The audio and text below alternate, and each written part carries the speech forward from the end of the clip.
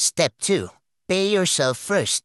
Alam mo na siguro ang common na formula na ginagamit ng karamihan sa pag-handle ng kanilang finances. Ito ay ang income minus expense equals savings. Wala namang masama sa ganitong formula, pero ang madalas na nangyayari dito ay nagiging priority mo na ang pagbayad sa mga kumpanya.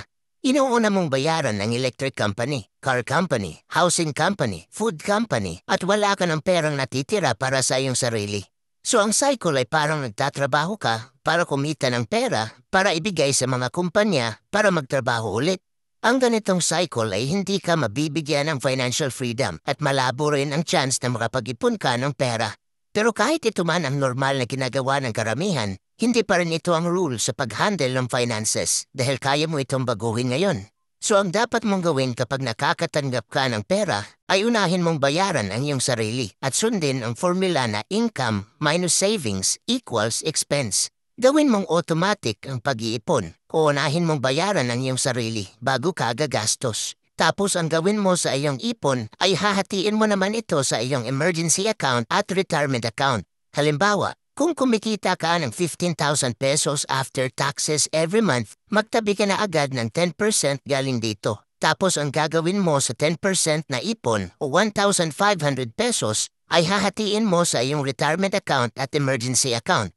Bali 750 pesos ang mapupunta sa bawat account buwan-buwan. Nakadepende pa rin sa iyo kung ano ang strategy mo dito. Pwede mo ring unahin na ipunin ang emergency account, tapos yung retirement account naman.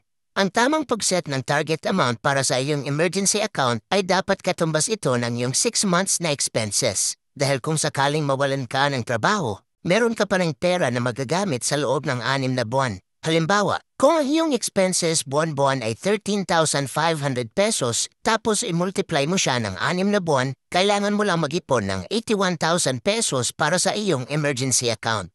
Base sa 10% na savings o 1,500 pesos, kinakailangan mo mag-ipon sa loob ng 4 na taon at 6 na buwan at matutumbasan mo na ang kailangan na halaga ng iyong emergency account. Kung masyadong maliit ang ginawa kong halimbawa, gumawa ka ng sarili mong calculation at gamitin mo ang parehong formula. Pero aside sa pag-iipon, meron pang ibang paraan kung paano mo maa-achieve ng mas mabilis ang iyong emergency account at retirement account. At pag-uusapan natin yan sa step number 5. Kaya simulan mo ng bayaran ang iyong sarili ngayon dahil walang ibang tao nagagawa niyan para sa iyo, kundi ikaw lang.